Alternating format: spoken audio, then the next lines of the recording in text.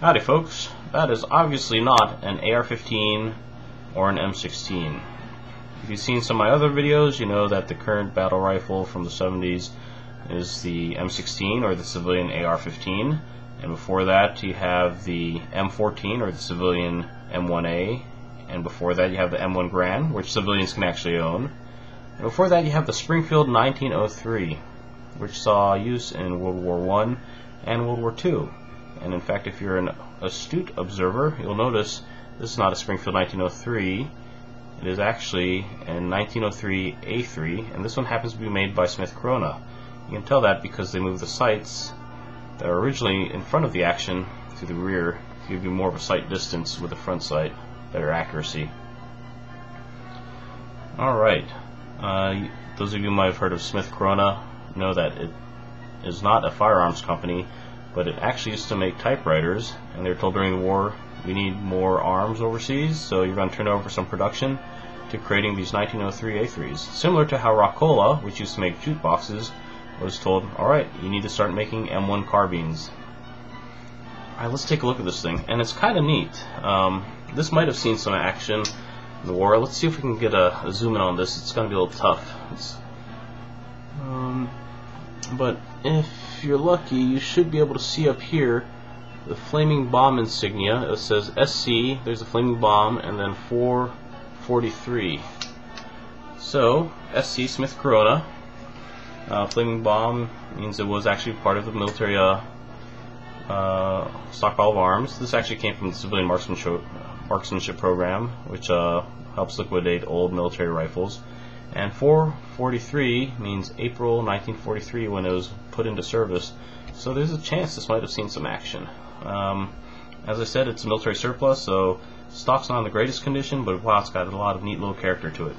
In fact, here there's a little X. You won't be able to see it on this video, which is an armor's proof certifying this rifle. And then there's even one over here on the underside, a little bit bigger. I'm wondering if that's created by the civilian marksmanship program as they tested each rifle before they sent it out. So let's take a look at all this little tinsel up here. First of all, let's make sure the gun's safe. Standard bolt action rifle, chambered in 30-06. Internal magazine.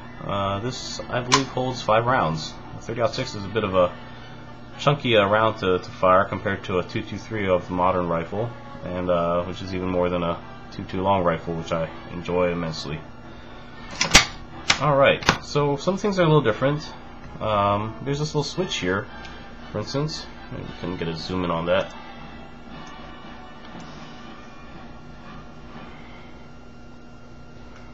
Some light. Alright, so you can kind of see it says off. And the converse says on. Looks like it's saying no here, but that's on. And what is that? That's not the safety. The safety is here, and it's kind of neat because the safety says ready on one side, and you flip it over and it says safe, as opposed to rifles now which say fire and safe. This one says ready. This allowed the shooter to select between loading this gun, I guess, during battle, and also during loading it during practice. Because right now in the off position, you'd open up your bolt and slide in your 30-06 round, or you could even start chambering the magazine here and have at it. Well, you flip this thing to on, and the bolt goes back even further, allowing access to this groove here, and that's to accommodate a stripper clip. So you pop in the stripper clip and then push in all your rounds all at once, and you're good to go. And you definitely want that on the battlefield, because then you could load this thing up faster than actually popping 1, 2, 3, 4, 5 rounds in a time. You just go poof, done. Alright, let's try the trigger pull on this thing. That's nice and crisp. It's a great feeling rifle.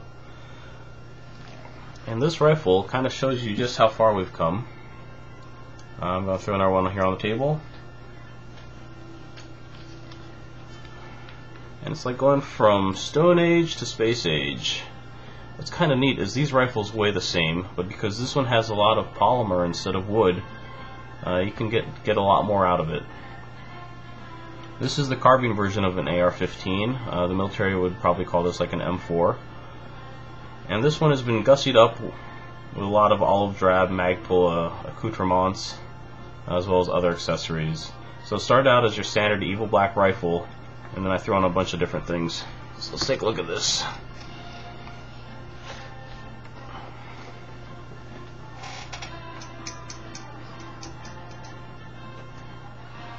Alright, first of all, let's make sure this is safe. Now normally, the magazine release would be here.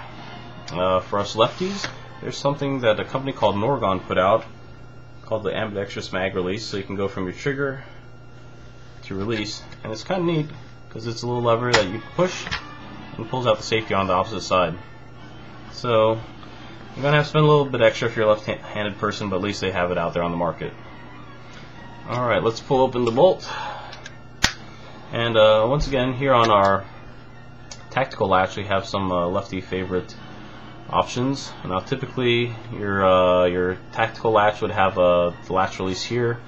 There's this drop-in piece that I believe half a dozen companies make now. So this one actually doesn't have a name stamped on it, but there's the option of pulling it from the right-hand side for us lefties. Or there's a big flag release part here, so if there's a lot of scopes in the way, you can grab it here. So we're going to pull that open, lock the bolt. That actually opens up this little tiny dust cover. Alright, nothing inside. So that's kind of neat, little lefty feature. One of the things I didn't throw on here from Magpul was these ergo grips, and I just like how these feel compared to any other grips out there. It's kind of nice with the STAG. This is the STAG-2L AR-15 platform. Your safety selector switch is ambidextrous, so it's on both sides. Alright, what else do we have on here? Well, we have the angled foregrips by Magpul. Magpul loves shortening the names to things, so this is the AFG angled foregrip, AFG. We have the Magpul backup iron sights, or BUIS, just the front sights. So you hit that button and protected front sight pops up. We have the Magpul stock here. This is the UBR stock. I'm guessing that stands for Ultimate Battle Rifle or something very marketable like that. It's a really comfortable stock actually, and it does 6 position, and you can actually screw in stoppers. So I have this thing stopping about 2/3 of the way down because I feel that's the most comfortable position for me. You can actually hit the release and go the full distance if you wanted to, but I like that distance. And it even has a reversible little tiny cubby there for extra bullets, batteries, whatever. And other parts of it are reversible for lefties, so I've thrown the sling adapter here onto the reverse side of what it would normally come as. On the front, we have GG&G's bipod. This is a great little bipod. It's very durable, very lightweight, made out of aluminum. It's even adjustable in terms of length. So I like how the Harris bipods are adjustable in terms of length, but I like how this one looks. I like the durability and feel of it. It's a really good looking, sturdy bipod. And they even make one a little bit thicker if you have an AR-10 platform shooting your 308 or whatever round you're using. If any of you lefties are out there and are trying to do something like this, one of the first things I did was I got rid of the heat shields and I put on a quad rail so that I could put on other accessories and gussy this thing up. I probably only need a top and a bottom quad rail because on the sides I just have these Magpul covers.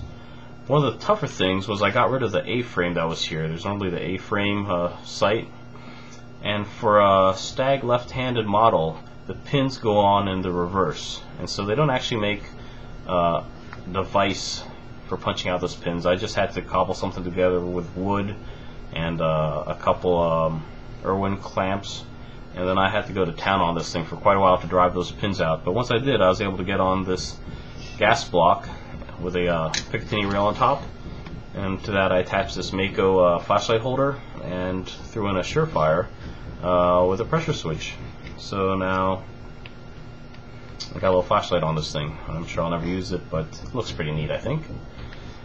That's one of the problems, I guess, with these black rifles. People want to gussy them up so much that they suddenly look like there's just too much going on, and that could be the case here. I have EOTech gear on top. This is a holographic weapons sight, and the way I chose this is I turned on the news and saw what they were using over in Iraq that day, and one of the soldiers they were interviewing happened to be using EOTech, so that's what I ordered. Then there's of course that EOTech 3x magnifier with a flip to side or FTS mount, so I can hit this and it'll flip it to the side out of the way, so I don't have to use a magnified view on my objective. And what's even neater though is there's actually a lever on the other side, so I can pull that lever and just get rid of it altogether and just have the mount. And then I have my rear backup sights. But it's a fun rifle. It's incredibly accurate. Take it out to the range and bullseyes all the time pretty much if you take your time and you use a bipod. And it's really comfortable. But it is a little bit long. And to give you by comparison the idea, let's see, so the 1903 was developed in 1903, and the 1903 A3 was probably around the 1940s. This is probably around the 70s. I got an even shorter rifle, which is a bullpup. Also an olive drab, just because I was in an olive drab phase back then. And this is the FS2000, and you can already see this fits on screen, whereas this still has about maybe 3 or 4 more inches on it. And this, I never thought I was going to like it. I happened to have some spare cash, and someone had a really good deal on it, and I bit the bullet. And I'm incredibly glad I did. First of all, let me put this away. One thing, I threw on a Viper, or I mean a Vortex flash hider. This is an amazing flash hider. You shoot this at the range, and any of those trails you'll see from your birdcage flash hider, you'll see nothing if you use one of these. They're great.